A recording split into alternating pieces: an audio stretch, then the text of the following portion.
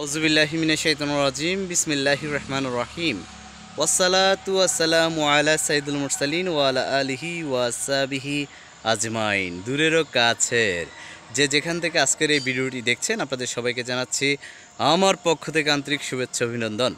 আমার রূপসাব ইউটিউব চ্যানেলটি আপনারা সাবস্ক্রাইব করে পাশে থাকবেন।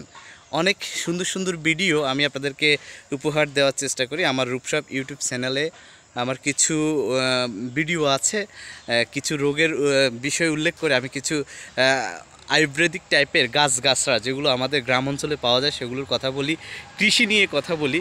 নতুন নতুন উদ্যোক্তা সৃষ্টির জন্য আমি কাজ করে যাচ্ছি।